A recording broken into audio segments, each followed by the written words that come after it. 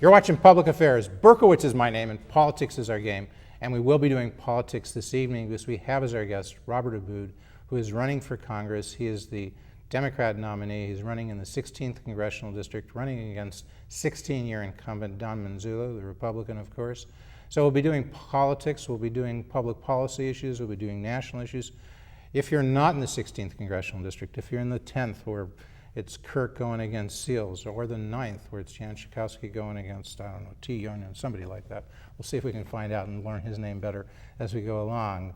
Or in the 8th with Bean and Greenberg, or in the 11th with Ozinga and Halverson, or anywhere, or in Chicago, where often they don't have races because, you know, it's heavily Democratic. But whatever the point is, don't turn that dial because we're going to be talking about issues of interest to you, wherever you are, throughout the state of Illinois, because as people know, we air in the Chicago metro suburbs, we air in Chicago and Aurora, but also air on Illinois Channel. And many people in the 16th Congressional District may be watching this on us, maybe watching the show on the Illinois Channel, know that we're taping it on July 27th, so if things change a little bit, folks may be seeing it in the first or second week of August, a lot can happen. You'll give us some allowances to the host for not necessarily covering all topics. But what I gotta say is that the topics we talk about these are the enduring topics. War, gas prices, mortgage crisis, the economy, energy. This stuff tends not to change every week. No, in fact, it's actually quite a long list. The four that you mentioned are the critical topics for our campaign. So right there, let's go. We'll come back to more of an introduction Sure. about it. People would know you're the village president of Barrington Hills, nuclear background as long as Kareem Abdul-Jabbar was tall, okay, or Michael Jordan, or whatever you want to say. It's the first time I've ever been compared to them. There you go. But big background. But let's go right to gas prices. That's something you'd know something about with your background in energy and so forth. And as we're taping, oil prices are coming down, but gas prices not so much. I think they're still pretty much in the $4 per gallon, $4.25. Right. Unless you're buying diesel fuel, and then it's still $4.60, $4.70 a gallon. Right. So if you go to Congress, Robert Abboud, what will gas prices be in a year or two after you go to Congress? Can you have an impact? Can Congress have an impact? Can the president have an impact? Absolutely. Gas prices, make a prediction. You and the Democrats maintain power in 2010. What do you think the price of gasoline will be 2 years from now? If we enact the Abboud Energy Plan in 24 months, gas prices will be half of what they are today. Done. Really? Period. $2 a gallon. It'll be in the $2 a gallon range, maybe less. And that'll happen within 2 years. We can do that in 24 months. And so you can understand why people watching that and listening to this might be a bit skeptical. Sure, absolutely. How do you overcome that skepticism? They say, well, what are you going to do? You're big on nukes. You're going to bring in nuclear power. That could take 5-10 years before you get those plants online, right? The critical, so that can't be the answer. Well, it certainly is very much part of the answer. For the 2 year period? Oh, absolutely. But the thing that you have to understand is how gas prices actually work, how oil prices actually work. You know, everybody's focused on, for example, crude oil, the price of crude oil. The fact is you don't use crude oil in your car. You don't burn crude oil in your car. You burn distillate fuel. You burn gasoline. You burn diesel fuel. You burn biofuels. So those are the commodities that we really have to be looking at. The fact is that the marketplace in the United States for distillate fuel is not an open, vibrant marketplace. It's essentially an unregulated oligopoly with about 5 major players in there. There's a few small ones. Who are they? And principally they're Dutch Royal Shell, they're BP, I should know the list. And okay, but 5 major oil companies. There's 5 major oil companies. Exxon would be some Exxon would be one of them. Citgo. So you know, it's that group that controls the major portion of the refining operations that are going on. Gasoline, for the most part, is not traded internationally. Gasoline, for the most part, stays domestically, although we do ship quite a bit of gasoline to Mexico, which is... But oil is traded internationally. But oil is traded internationally. And gasoline comes from oil. Gasoline comes from oil, but you have to look, right now our refinery capacity is running right near about 97%. So you can make all the Who's to blame for that? Why don't we have more refineries? We are to blame for that. The United we as States, a country. We as absolutely, a country. Absolutely. Right, and because we don't have the energy concern. Is the Democratic Party to We're all to blame? blame. Because We're Republicans say those folks keep raising barriers. They don't want to have new refineries. They say they do, but whenever there's a law that would say ease up on permit process and so forth. Easy thing to say. Republicans say Democrats. First thing I would tell you is the Republicans been in power since, late 90s. In Congress, they were there from 94 to 2006. Yeah, exactly. So Democrats have so had where their have they helm been? in Don Congress for 2 Manzullo's years. been in there. I mean, that's the guy I'm running against. Don Manzullo's been in there 16 years. since 92, 16 years. Where has he been on this issue? He offers a 12-point energy plan about week and a half after we issue ours. Where's he been for 16 years? And I think anyone who's been in the energy industry, whether you're on the electric side, whether you're on the oil side, gas, has known that the real problem is that we don't have real solid energy policy in this country, and we haven't had one since the 70s. Some of your policy is to advance nuclear energy. You're in favor of That's that, right? part of it, absolutely. Your background is in nuclear energy. That's correct. Undergraduate degree from Purdue in nuclear engineering, right? That's correct. Master's degree from Northwestern nuclear Engineering. energy. And 20 years at ComEd in the nuclear business. I was at Argonne National Laboratory, and then 20 years at ComEd. And then at your own consulting company now? That's right, a company called RGA Labs. All right, so you know something about nuclear, and you say this country should go nuclear. We haven't had a new plant in, 30 years? The last new plants came online in the 80s. And then since then, we've actually been adding new nuclear capacity, but we've been adding it by improving the performance of the existing plant. So we've really uprated about 20% worth of new capacity. But now you're saying one part of your program, one prong is to do something to advance many more nuclear plants, advance a number of new nuclear plants. That's right. We're about 20% nuclear in this country, and in order for us to move ahead, we essentially needed to double that inventory. Okay. And in order to do that, what I'm proposing is something called the American Power Authority. And the American Power Authority is a federal authority that functions much the same way that Tennessee Valley Authority does, the authority that built the great dams out west. Essentially what you create is you create a government planning structure which is financed by private capital, so this isn't new tax dollars that come in. It forms a long-term planning horizon and has multi-jurisdictional capability. So we don't get into this problem of state authority versus local authority versus federal authority. And one thing it's going to do is radically ramp up the number of nuclear power plants, right? That's one thing. That's one thing. That's correct. Is it also going to do something about solar? Absolutely. The whole point of the American Power Authority is to bring new power capability and energy capacity to the marketplace. And principally that means nuclear for making electricity, refineries for making distillate fuel from crude oil and from biofuels, and the biofuels component is extremely important, and for alternate sources of principally electricity, which are primarily through wind and through solar. And all those things, I would guess. We should say we've invited Congressman Manzullo here. He's unable to be here today, but he's committed to be here in the very near future. So we'll take him at his word that he will be here, and we'll interview him separately. We look forward to having Congressman Manzullo on with his opponent, Robert Abboud. And you, of course, would be agreeable to that? Absolutely. Anytime, anywhere? Anytime, any place. Doesn't matter, any subject. All right. He presumably, from what I understand, favors nuclear, and he probably favors biofuels and probably favors electric plug-in and hybrids. So all of that you'd be similar on, but he also favors extensive, from what I understand, extensive increase in offshore drilling. You, not so much, right? I am not fundamentally against drilling at all. So really, fact, so you would favor expansion of offshore drilling? Well, here's the argument. As I said before, oil is traded internationally. You drill anywhere on this planet, it winds up in the oil world pool, market. In the world market. Sure. As an engineer, I feel confident we can drill anywhere on this planet. There are some places which are far more complicated to drill than others, and offshore is a very complicated place to drill. You talk about drilling in the ANWR, it's also another complicated place. Although it's a lot better than it was 10 years ago. The oil companies argue in more environmentally Technology clean gets better, technology. the whole bit. Right. The real question is, does it do what you want to do? And what is it you want to do? You want to lower gas prices. Just going out and drilling for more oil doesn't do anything for gas prices in the United States because, as we said before, the refinery capacity is not there to be able to bring more distillate fuel into the marketplace. Why do the oil companies want to drill more? Because when you're an oil company and you get a new lease, you go and log that well. the value of that well goes up against your balance sheet. And so essentially what you did was you just suddenly made your company worth a whole lot more in assets versus the existing debt that you have, and that improves your stock price.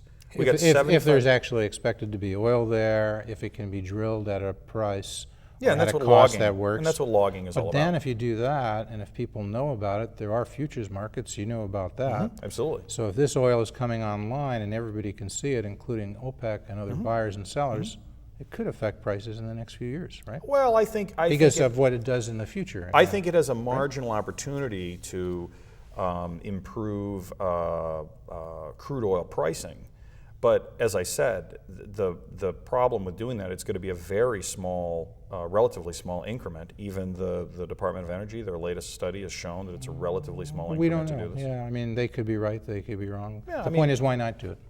Maybe they're wrong and the price goes down dramatically. Well, as a because result, their real costs in are conjunction doing with it. doing all these other things Let's that say you're, in conjunction with all these other things that you've mentioned as Well, well. yeah, I mean, so it's not to the exclusion of here's it. the problem: is if all you do is go and drill, okay? No, but you don't. You do all the things that you mentioned, Okay. but you throw in offshore drilling, expand that radically. You hope all work. You're not sure what, but throw everything. Sure. Would you favor that? If we were able to bring forward the capacity to be able to use those domestic resources, and you also have to look at what are we doing with those domestic resources. And remember, this is oil that's within our control, and there's oil that is elsewhere in the world right now that maybe we want to think about using first. I mean, But you got to look at the transportation costs. Presumably, if the transportation costs of something's closer to the U.S., even though it's a world market, some of that oil is it's costly to ship. You get accidents. You get oil is tankers go down. Shipping is pretty. I You mean, think once so? sure, once if Not a you're big deal? if you're drilling the ANWR, once you get to the port, whether you travel an additional 6,000 miles with it, low incremental cost. Well, hypothetically, Yeah. ANWR, people say that's really a fertile region up there. It's a small part of Alaska. It's not going to affect the environment much. Would you buy into that, drilling in ANWR? Well, John McCain didn't, and it's only recently that he suddenly flip-flopped on that subject. But he and said the changed price his mind. changed, that the price goes up radically in the last 6 months or year. It's almost doubled. Might that be reasonable to change your position? People are concerned about the environment, but when the cost gets very high in terms of the opportunity cost, not drilling, Right. you know something about economics. I think your father, Robert Abboud, absolutely. right? You're in a We know, banking our family family. does know a little bit about economics. They know a lot about economics. Okay. I think that the issue of offshore drilling and drilling in the ANWR is a relatively small piece of the overall energy plan, and it's a piece that I'm going to look at in that light. You know, So you haven't decided. You're agnostic on that. I'm as to relatively agnostic. You know, I want to see. You might favor drilling in ANWR. You might not. You're not committing. At this I point. want to make sure that we have the ability to be able to take advantage of that. What I don't want to see is us drilling in ANWR and that oil winds up in India or in China. That's the part that concerns me. I don't want to see domestic resources winding up in someone else's refinery. If you're making it here, the gas here, if you're producing it here, if you're refining, even if it ends up going there, if there were a war, you could clamp down and say that's not going there. So that's an advantage of having it homemade relative to buying it somewhere else, right? Absolutely. Okay. Come back to this, but can't do the whole show on this. A lot of people say it's the economy's stupid, and we've just been talking about a good part of it with gas prices. Absolutely. But it's not the whole part, right? No. Is that the theme in this election? Is the theme, it's the economy? It's all about the economy. I mean, when you talk about energy, you talk about healthcare, you talk about the cost of our foreign policy. Those are all impacts on the big picture, and that's the economy. The fact is that the municipalities in my district have just a horrific unemployment rate. Rockford has one of the highest unemployment rates in the country. I think that its increase since January is the highest. What is it? What's the unemployment rate? The unemployment rate is running around 11% in Rockford right now. Nationally, it's about 5.5? Yeah, and so it's almost double. What is the real killer for you in Rockford is when you look at how the population of that city historically has grown up, and it is fundamentally dependent on manufacturing. Rockford's always been a manufacturing center for the country, and the loss of that manufacturing because of the trade policy that we have, because of the defense policy that we have, because of the monetary policy that we have is just crippling the whole region. But you've jumped we've mentioned trade, so let's go there. Several major trade agreements in the last decade, starting with NAFTA in 1994. That's right. Had you have been there in Congress, would you have supported NAFTA? I would have not. You would have voted against it? It is intuitively obvious when you read through that bill that this is an instrument which is going to wind up shipping good jobs overseas and bringing bad products in the United States. So if you were in Congress, would you work to repeal, or would you do as Barack Obama suggested, perhaps unilaterally amend NAFTA? Would you do that? Well, I mean, whether you repeal or amend it, I mean, is somewhat the same. I mean, you absolutely want to have global trade. Global trade is... You're a free trader? Absolutely. I am a fair trader. Not a free trader. Everyone talks about free trade. I don't know what free trade is. We don't have free trade with China right now. Yeah, but the Journal, if you watch programs like the Journal editorial report, you know, Wall Street Journal, you know that magazine? I think they use the term. I think they use the term incorrectly. You know what they say? Yeah, well, right. What they say about fair trade, when they say that, people want to raise the cost of production for our competitors, and they want to raise the cost for U.S. consumers. No, I want a level playing field. Do you disagree with that interpretation of what they say? That's what fair trade means. I do disagree with that. What do you mean by fair trade? My definition of fair trade is that the trade agreements we have with another country are reciprocal. And I'll give you an example. In China right now, if you want to sell, suppose you're Motorola, and you want to sell cell phones in China, China's trade agreement very clearly says you have to manufacture you have to manufacture those goods principally within the country of China. They has to be domestically manufactured from their perspective. We do not have that same reciprocality here in the United States.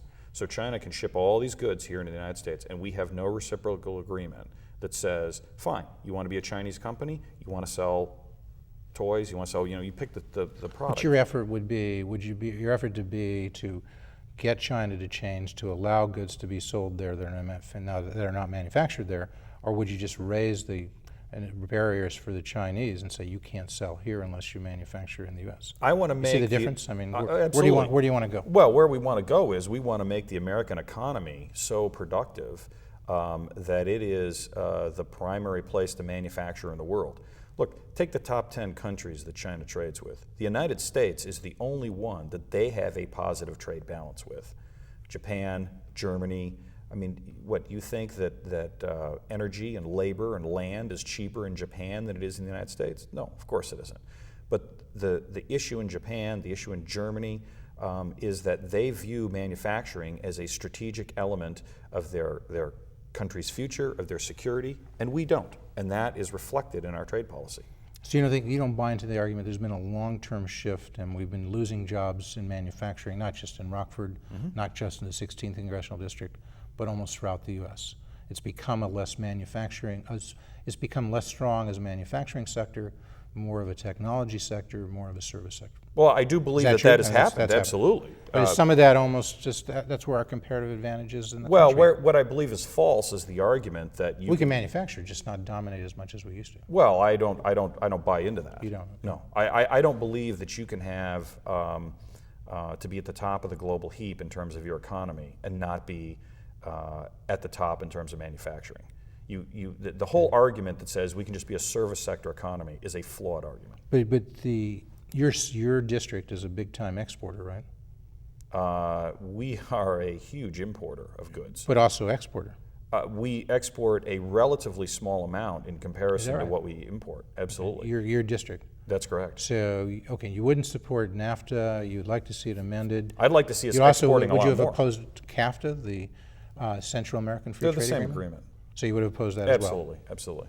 Okay, and yet you think you could promote the district even though you're hostile to those free trade agreements because you're saying those agreements are hurting more than helping your district?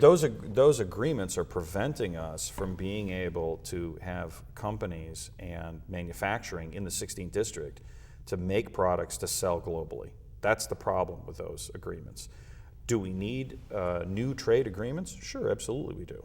Now, the other thing you have to understand is that you're creating these trade agreements. These trade agreements are being created not in the cold, abstract light of day. You're creating them in an environment where the country has almost $10 trillion in national debt.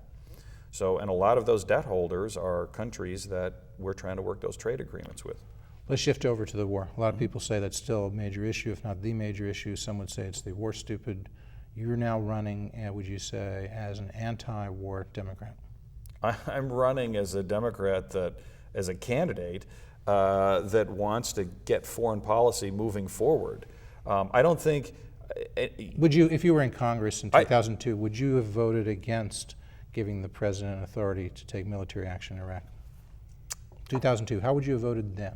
I was not in Congress. But if you were. I'm not even going to argue the thing. Because it gives us an idea of your thought. I mean, you want to answer that question? This is a problem. Look, for whatever reason, I did not buy the intelligence. Were you talking about it? Were you taking a position then? I didn't buy the intelligence, but I didn't see. You thought it was a bad idea. Were you doing what Barack Obama was doing? Was going around telling people we shouldn't take military action in Iraq? And the reason is because when you're in Congress, you have access to intelligence that the average citizen does not have. Which you didn't have. Which I didn't have. I was a village trustee at the time. Okay. So I didn't see the intelligence that the. So when did you decide publicly that it was a bad move to be in Iraq and we should make efforts to I think as time progressed and our own government 2003, 2004? Probably in that range, yeah. Okay. I mean, and right now you think there should be a date certain for withdrawal from Iraq? I believe that there should be a plan to conclude our activities in Iraq. It's time for Iraq to take over their own country, okay? It's important to win in Iraq? Because some people say the Democrats don't want to win, they just want to resolve. Tell me what win means. Well, I think having a stable democracy there that's able to defend itself. Okay. And who's, as I say, and who's democracy? Iraq democracy. Okay. People have free elections, and they are then a potential ally, or more likely. The U.S. says that in general, democracies are better or more likely allies than totalitarian regimes. So if we had to choose, I think that's what you hear from Democrats and Republicans. Well, I think you have to be careful about the word democracy, because remember, in the Middle East, and half my family comes from the Middle East. That would be from Lebanon. That would be from Lebanon. Okay. We're Lebanese Christian. When you look at the Middle East, you have to understand that first off, the Middle East is made up of many, many different cultures that have been put together over a long period of time. They don't view democracy in the sense of the Magna Carta, in the sense of the Constitution, in the way that we do. But they view, so when we talk about democracy, they had elections in Iraq. People were elected. They're now talking about parliamentary elections and so forth. That's correct. There's certainly a heck of a lot more democracy now in Iraq than there was under Saddam Hussein. Agreed? I'm not. You're not sure? I'm not so sure of that, to tell you the truth. Okay. Well, right now in Iraq. I mean, Saddam Hussein is a bad guy. I'm glad he's gone. Okay. Let's make that clear. But you're not sure there's more democracy now than there was under Saddam Hussein? When you talk about democracy and you say, does the average person on the street have the ability to affect the future of their government, the future of their country? More so than they did before. More so than they did before. I'm not so sure of that. Did the surge work? Well, it depends what work means. I mean, if you say all we wanted to do is to stop Are civilian deaths down in Iraq? Sure, absolutely. Are suicide bombings and down in Iraq? on that level it was. Or casualties for the Iraqi military on that level it absolutely casualties works. For the U.S. down? Absolutely. All of those things. But that's not working. Well, what working is the U.S. The administration argues 15 of 18 milestones, that's fine. Including political milestones, have now been adequately met. Here's what is it you're trying to do? You disagree with that? I disagree with their analysis. Okay. What does working mean? What working means is that Iraq moves forward in its ability to be self-deterministic and to have its own government. Okay. They have a long way to go before doing that. But they're on the road. Has the surge made it better? Has the surge made it better? I don't believe that the surge has been successful in doing what it is we originally set out to do. So you agree with Barack Obama, who says the surge didn't work? You agree with Barack? I generally agree with Barack. That's correct. On that, as well. Okay. Let's go quickly over to the housing crisis, the mortgage crisis, whatever you want to call Absolutely. it. Big bailout now. Actually, President Bush has signed on to it. Many Republicans have. More so, Democrats have signed on to this bill. Some would characterize it as a $300 billion bailout of a lot of irresponsible lenders, including Countrywide, bailing out, in a sense, Freddie Mac and Fannie Mae. As we said, your family knows something about banking. A little bit about banking. Your father knew a great amount. I imagine as his son, you know a fair amount. That's right. What do you think? I think that you have to go back and look at where this starts from. And it starts from two basic predicates. First, that the economy has lost one of its underlying foundational components, and that's manufacturing. Second, that we changed banking regulations in the mid-90s, right during the term of my opponent, and he supported these changes, to where we changed banking strategy, lending strategy, from a individual risk management approach to a commodities approach. And those two fundamental things have come together to form the crisis that we have today. Does this bill make it worse or better? Would you have voted for that bailout, $300 billion bailout of the mortgage industry? I think that this bill temporarily improves the situation, but we got a long way to go. But you would have voted for it? I probably would have voted for it. Education. School vouchers, school choice, would you be attracted to that?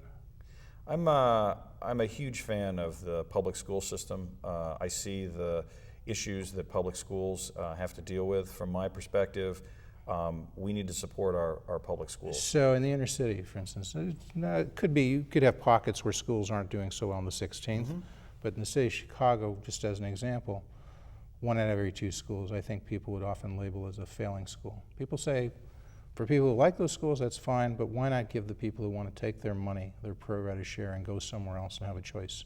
Competition, you like competition, I right? love competition. Why not give them that? Charter schools as a means of competition, voucher schools as a means of competition. Well, there's nothing that prevents them from doing this. But they can't take their pro rata share. It can't compete.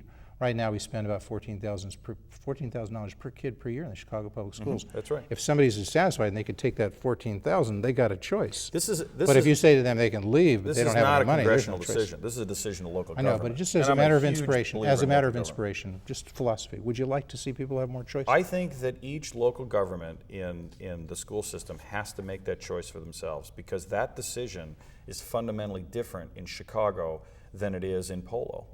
And you cannot simply say So let the in a local blanket school, list- let them make, if they want vouchers, fine. That's why we have local school government.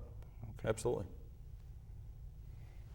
Bush tax cuts, 2001, 2003, substantial tax cuts. You know they're going to expire soon. People say without those tax cuts, the economy will be facing one of the hugest tax increases in history. Would you support the continuation of those Bush tax cuts? I support a realignment of the tax policy that we have today. Some of those cuts should remain in place, but others need to be reinstated. There's a couple of problems here. First off, the very fact that an executive pays half the tax rate that their assistant does, that their secretary does, that the mid to lower person in their company does, is a fundamentally flawed tax policy. Second of all, we're carrying almost $10 trillion in debt. That means it costs us about $42 billion a month. Let me interrupt just to say we're going to continue to speak as the credits roll, but I very Sure. much want to thank our guest. Thank you very much. Robert Abboud for coming here. He is the he's the Democratic nominee. He is running against the Republican Don Manzullo. He's running in the 16th Congressional District.